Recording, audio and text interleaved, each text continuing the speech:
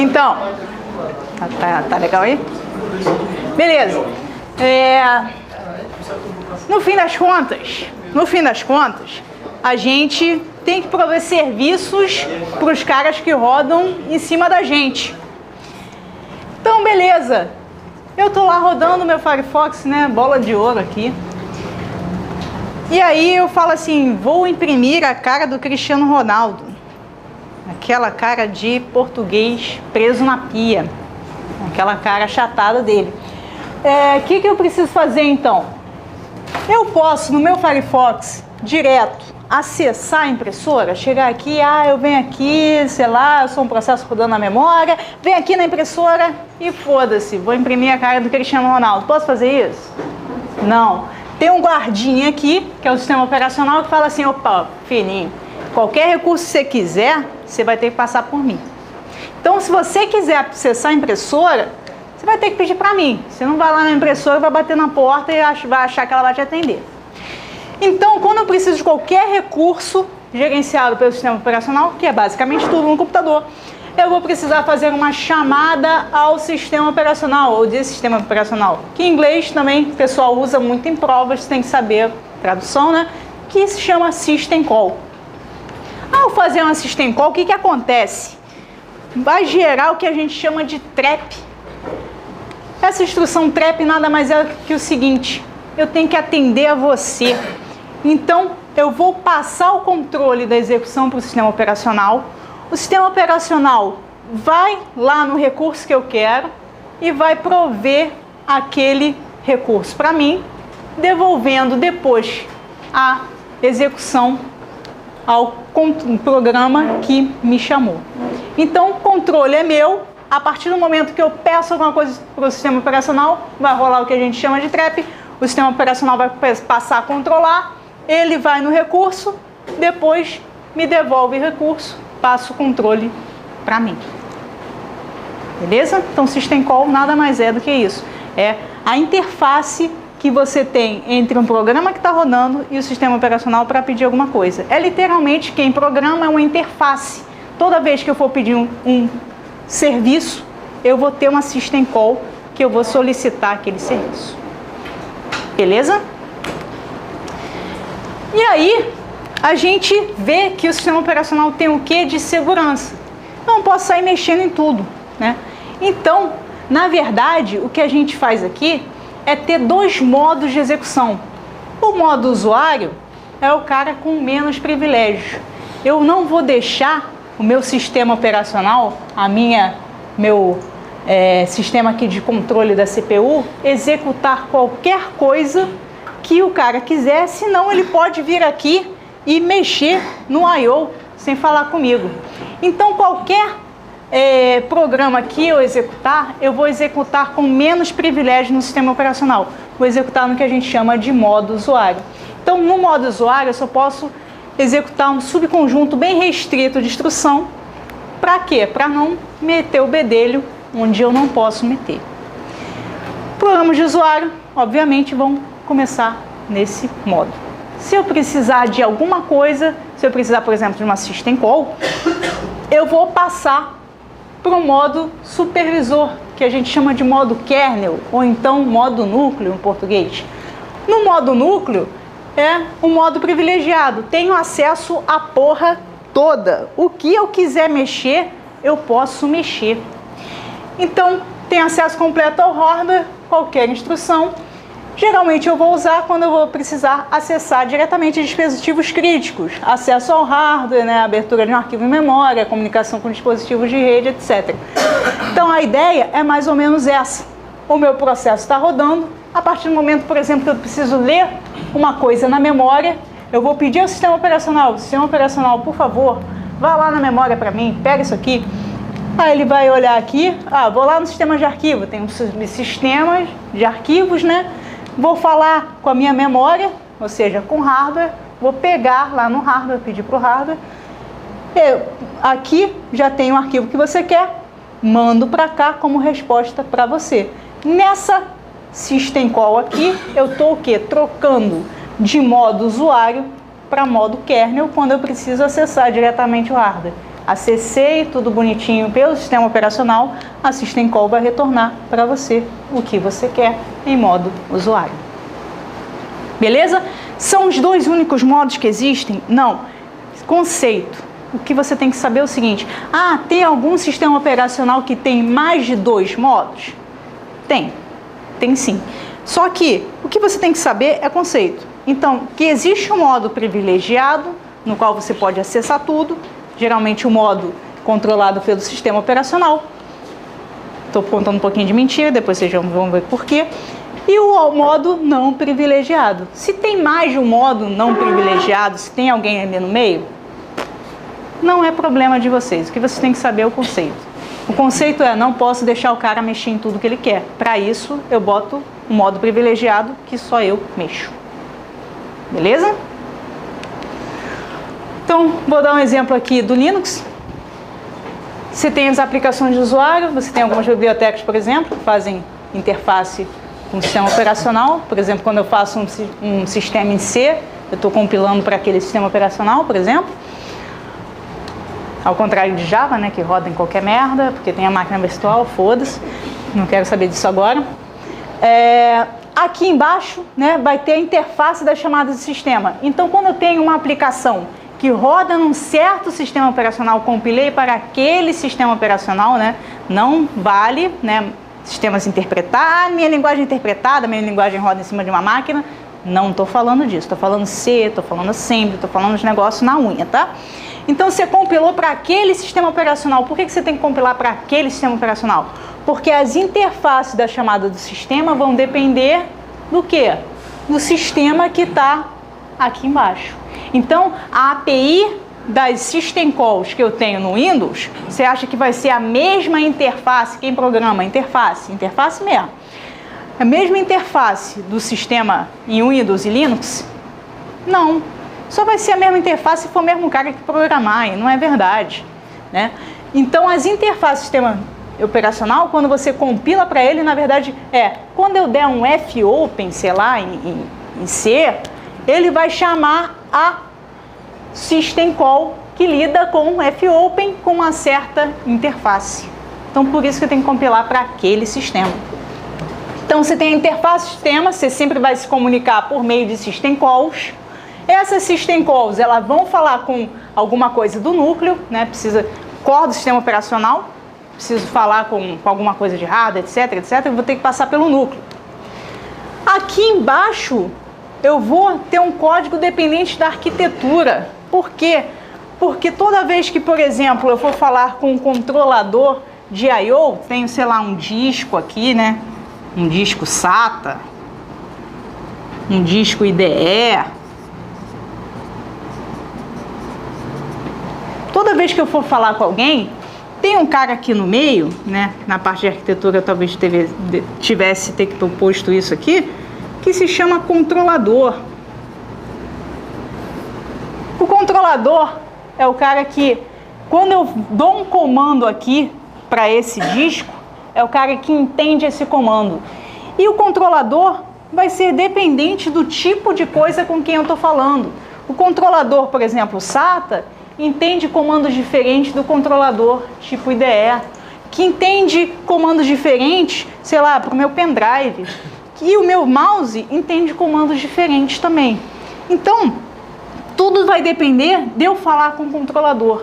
Então, o hardware que eu tenho aqui é totalmente dependente. Na hora que você for olhar aqui, você vai falar que esse código dependente da arquitetura, na verdade, se chama device drivers. O driver da placa de vídeo está errado, o driver do meu teclado é diferente. Por que você precisa de um driver de não sei o quê?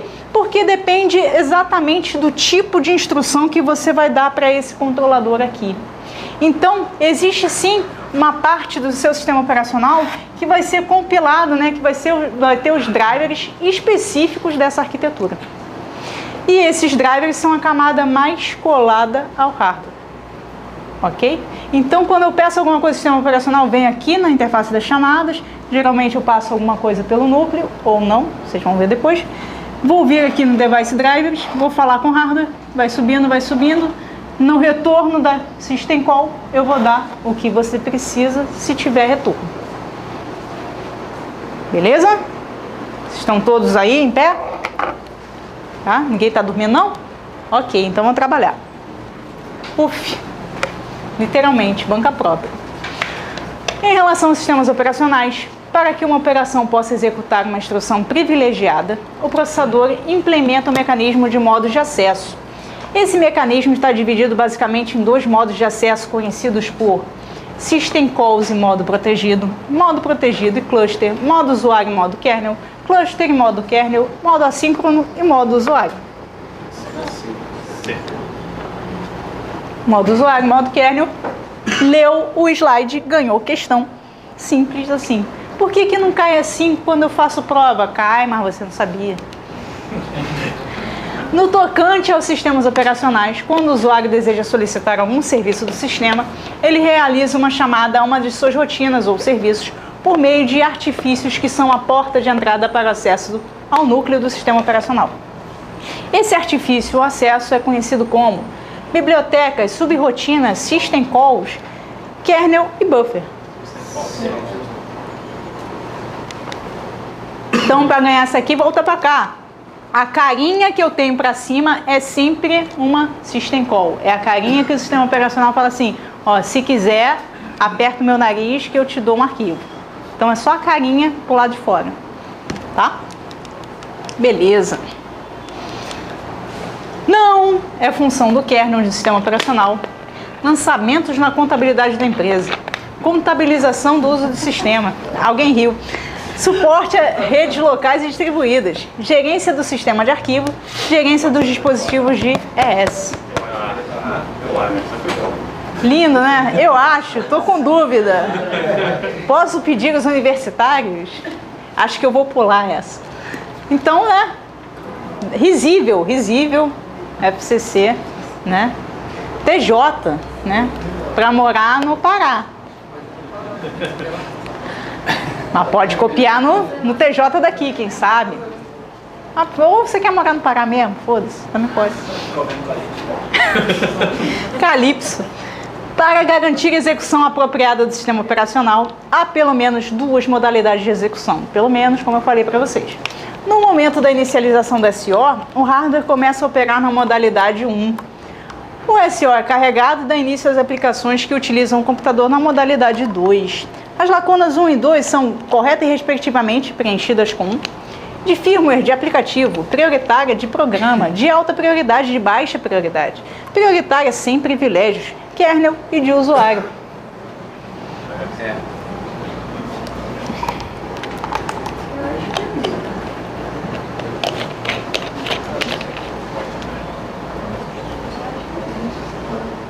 Letra?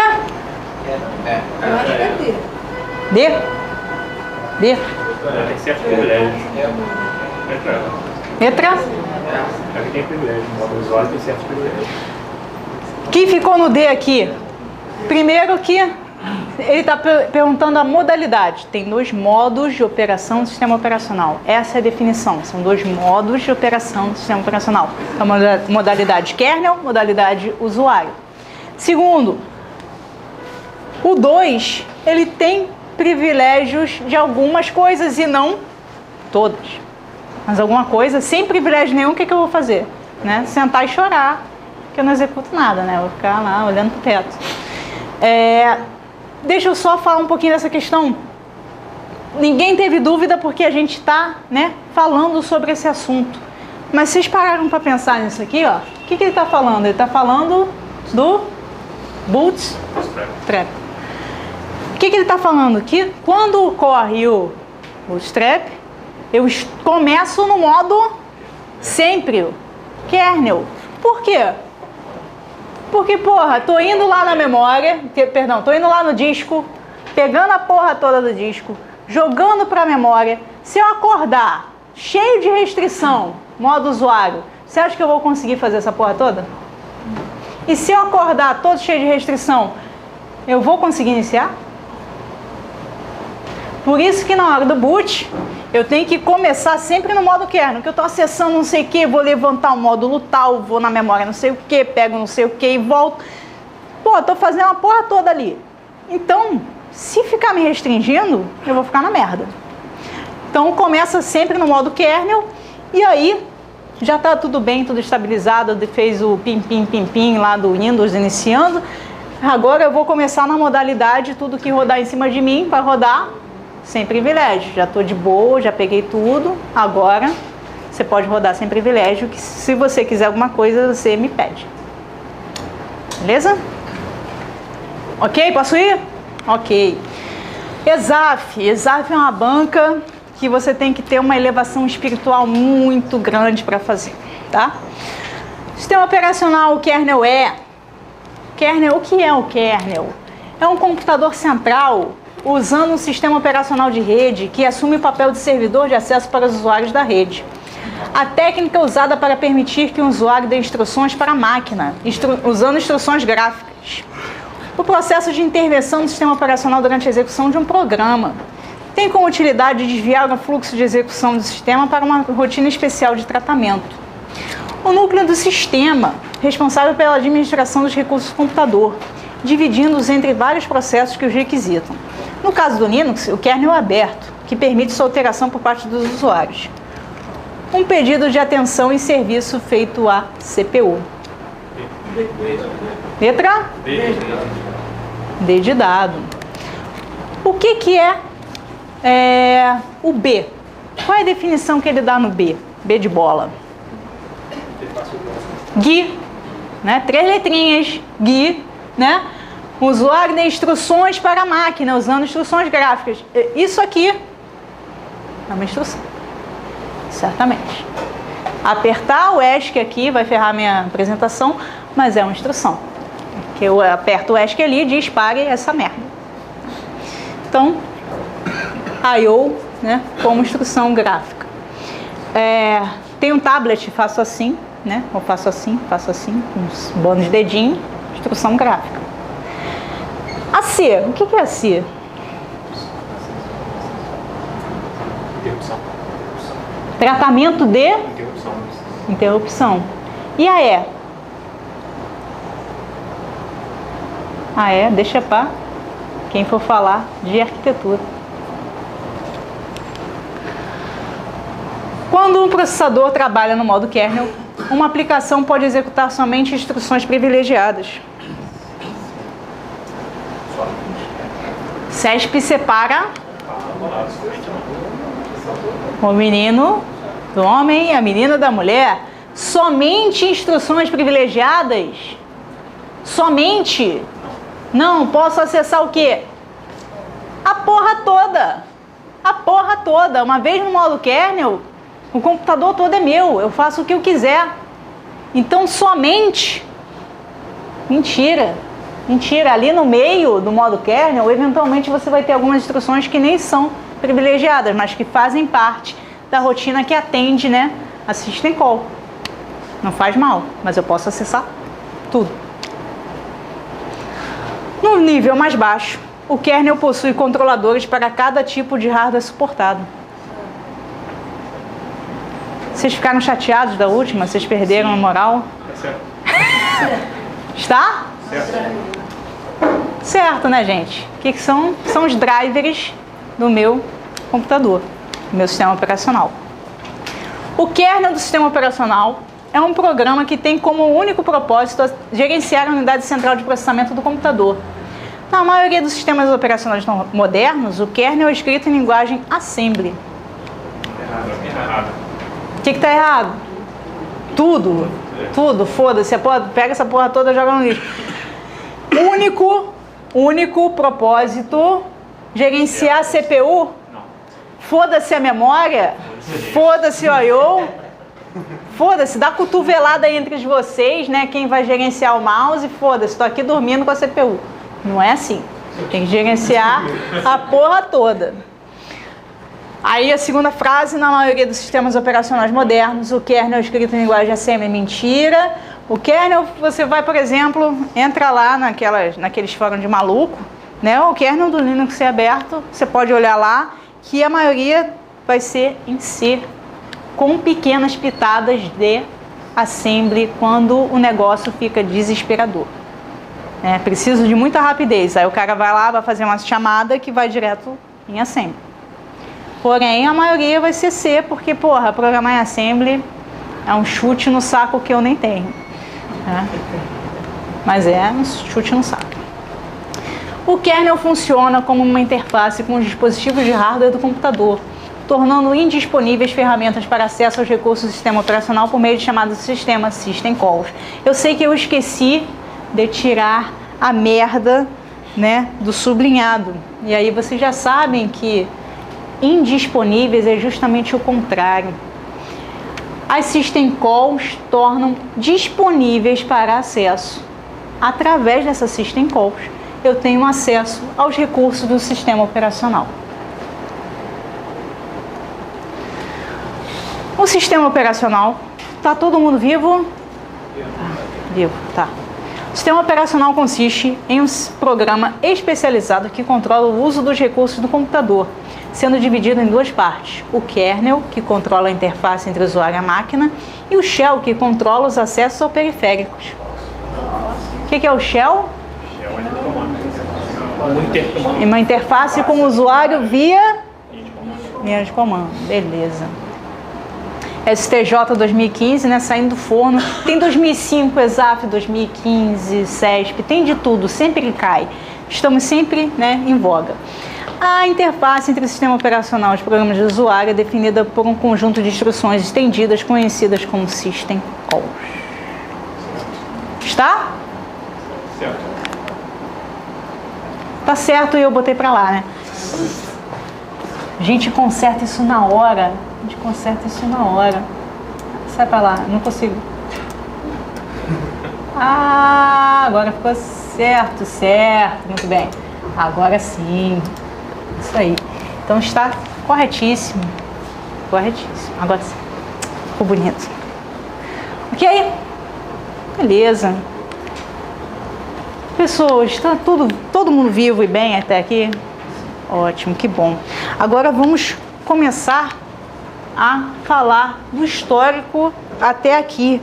Como essa badalhoca chegou ao momento que está. E assim, eu poderia muito bem mandar daqui a uns 3 ou 4 slides, mandar vocês decorarem um esquema lá. Mas eu já falei para vocês que quem decora, daqui a 2 dias, eu tô sendo muito boa, né? Vocês vão sair daqui, não vão nem lembrar de mim, vão mandar foda-se. Mas daqui a 2 dias vocês não vão lembrar nada. Então tenta entender ao máximo, pelo menos o que, se você não lembrar na prova, tenta pelo menos raciocinar. Se você raciocinar e chegar nesse ponto, valeu a pena. Então vou dar esse histórico aqui muito rápido para vocês perceberem como foi evoluindo e quais os problemas e desvantagens que a gente chega até o momento. Então, daqui a 4 slides, se você quiser, você pode dormir, daqui a 4 slides você acorda e decora. Eu recomendo fortemente que não. Então, você tem 3 sistemas aqui que você começou no BET e foi parar em tempo compartilhado, que é o que a gente usa hoje em dia. O que é o sistema BET? Não é do meu tempo, né? Eu tive um aluno que falou assim, não, mas não é do meu tempo. Não tem problema, não é do meu também. Então, quando você pensa em BET, você pensa em cartão perfurado, você pensa em fita, você pensa nos negócios, ó. Eram jobs, né? Os programas na época eram chamados de jobs, executados em sequência com comandos pré-programados, sem interação com o usuário. A única interação com o usuário era um corno que ficava carregando uma caixa de cartão perfurado para cima e para baixo. Aí ele chegava no lado da máquina e botava cartão. Se mudasse a ordem do negócio, fudeu o negócio, caiu, tropeçou, caiu no chão, nunca mais tu junta aquela merda. Botava no input, né, fita, cartão perfurado, não sei o quê, o bagulho lia, ali estava dados, estava operação, o programa estava escrito ali. Ele inseria no cartão perfurado, na fita, etc. O bagulho lia, né? Bagulho, não preciso nem chamar isso de computador, um bagulho aqui. Lia para a memória principal, executava aquele negócio e cuspia um negócio no final.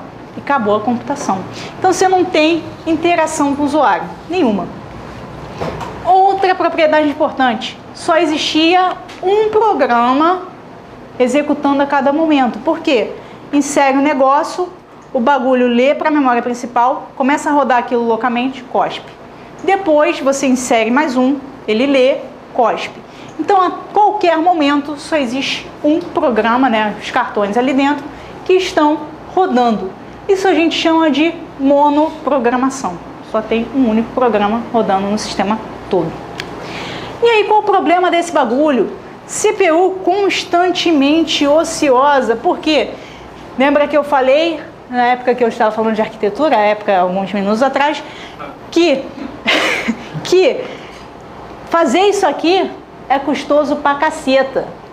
Então, a CPU, toda vez que o cara falava assim, eu preciso jogar não sei o que na tela, eu preciso ler não sei o que de não sei onde, a CPU ficava, tá bom filho, vai lá ler, vai lá jogar não sei o que no monitor, e a CPU tá lá. Por quê? Por que a CPU tá, aspas, em espera ocupada? Aspas não, sem aspas aqui. Porque ainda que existisse interrupção, ela tem outra coisa para processar, porque só tem um infeliz rodando. Se só tem um infeliz rodando, o infeliz falou, eu tenho que ir no banheiro aqui falar com o monitor. O que ele vai fazer? Ele vai ficar falando com o monitor e a CPU vai ficar lá, né, caçando OVNI. Então, alta ociosidade do processador. Enquanto tem I/O, eu não vou poder fazer mais nada. Vou ter que esperar você acabar de se comunicar. Quando você acabar de se comunicar e conseguir o que você queria, volta aqui que a gente continua executando. Então alguém falou assim, porra, puta desperdício isso aí. A gente tem que dar um jeito de botar mais gente para rodar ao mesmo tempo. Então, alguém criou o batch multiprogramado, que aí você já tem esse conceito, por exemplo, em mainframes. Você vai permitir mais de programa residente na memória, que a gente vai chamar de, um era mono, outro é multiprogramação, multi mais de um. Então, isso aqui é bacana porque vai reduzir a ociosidade da CPU, porque estou executando, preciso falar com o monitor. O que vai acontecer aqui? Perdeu o Playboy.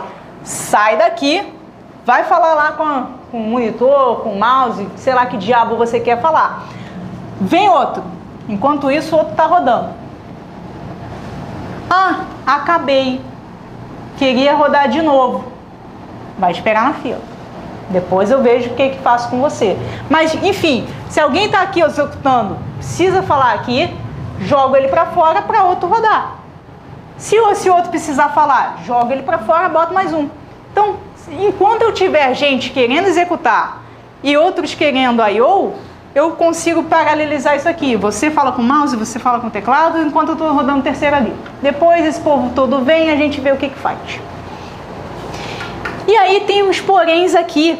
Quando eu tinha um programa só, era bacana, né? Roda. E aí, beleza. Memória toda é do programa, porra toda é do programa. Quando eu tenho mais de um, eu tenho várias preocupações. Por exemplo, você acha que 2 programas rodando é bacana um mexer na memória do outro? Não gostei aqui dessa variável não, vou mexer aqui. Você acha que isso é bacana? Um mexer na área do outro? Não pode, isso não é bacana, né? Mexer, né, nas coisas do amiguinho. Então, por exemplo, quando tenho mais de um processo rodando, eu preciso me preocupar, por exemplo, com isolamento de memória. Eu preciso me preocupar também com, tenho 2 caras rodando, eu preciso fazer esse vai e vem da CPU, preferencialmente, né, de forma justa. Então, o cara tá aqui há 5 anos querendo executar, o outro tá rodando, não solta a CPU. Isso é justo? Não é. Então, além de justiça na hora de fornecer os dados, fornecer o acesso a I/O, fornecer acesso à memória, fornecer acesso, rodar na CPU, isolamento de memória, vários outros problemas surgem com o início da multiprogramação. E o resto aqui da aula vai ser, não do curso, na verdade, vai ser para resolver muitas vezes esses problemas que surgem. E vários problemas surgem. Tá? Então, o batch ainda tem a propriedade de não tenho interação com o usuário. Lembra? Batch é um negócio esquisito. É um modo de interação com o usuário que não tem propriamente interação com o usuário, né? É um bando de comando que o cara senta, executa e fica lá. Você não tem interação. Quando você começou a ter interação, a gente viu... como eu sempre falo, eu começo a ser ansiosa e passar por cima dos meus próprios slides. Multiprogramação, né? Em batch, estou rodando, preciso de I/O. O que a CPU vai fazer? Entra o B. O B está rodando, precisa de I/O, chuta ele fora, bota o C. C precisa de I/O, chuta fora, pega quem está precisando. Opa, mas o A não está precisando ainda, está precisando ainda de I/O. Então, multiprogramação aqui em batch, ele vai ter mais uso da CPU. Vai ter período de ociosidade? Ainda vai. Ainda vai. Bastante até. Então, eu vou usar melhor. Mas às vezes, infelizmente, está todo mundo precisando de I/O. Não tem que botar na CPU. O próximo que acordar do I/O falou, estou pronto, coloca na CPU e por aí vai. Precisou de I/O, chuta, precisou de I/O, chuta, precisou de I/O, chuta. Beleza? Aí, como eu falei, né? Isso aqui é muito bonito quando eu não tenho interação com o usuário. Quando eu tenho interação com o usuário, tem outros poréns que você tem que pensar. Você gosta, né? Eu vou fazer isso aqui, ó. Olha que bonito. Passo para lá, passo para cá, ó. Tô mexendo, tá respondendo. Vocês acham bacana quando você move o mouse e ele faz assim? Não é bacana. Por quê? Quando você tá assim, é sinal que seu computador tá no talo e o tempo de resposta que ele tá te dando não é bom o suficiente para você ver que ele tá fazendo um pedaço, depois ele chutou esse processo, tá fazendo um pedaço, depois ele chutou esse processo fora da CPU, tá fazendo mais um pedaço, chutou esse processo para fora da CPU. Então, quando você tem interação direta com o usuário, aperto o ESC, quero sair daqui, movo o mouse, quero que ele mova ali. Então, quando você tem interação direta com o usuário, você tem um problema de tempo de resposta. Isso aqui, eu falei sempre de maximizar o uso da CPU. Quando o seu computador está 100% e o seu mouse continua, você não fica puto? Fica puto pra caralho, né? O negócio tem que funcionar. Então, nos sistemas de time sharing, ou tempo compartilhado em português, ele vai ter vários processos rodando, ou seja, vários programas, uma multiprogramação. Mas você tem programas que permitem a interação com o usuário. E o objetivo aqui é manter o tempo de resposta pequeno. Peraí, eu escrevi errado aqui. Minimizar o tempo de resposta, né? Melhorar o tempo de resposta. Quanto menor o tempo de resposta, melhor vai ser a minha interação com o usuário.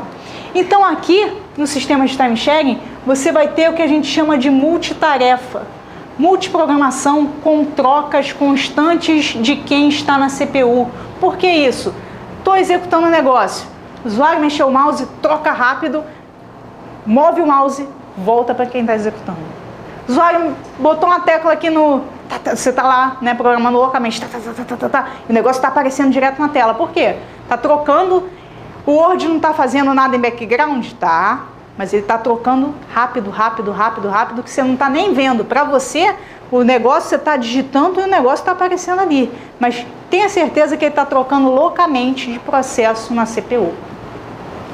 Então, aqui você tem um multitarefa, que é a multiprogramação com trocas constantes, e eu tenho que dividir o tempo do processador entre os programas que rodam. Cada programa vai rodar um espacinho de tempo. E aí eu vou ficar trocando eles baseado em algum algoritmo de escalonamento. Ao final desse tempinho, né, vou cortar o tempo do processador em várias camadinhas. Cada um executa nesse tempinho. Ao final desse tempo, o que eu faço?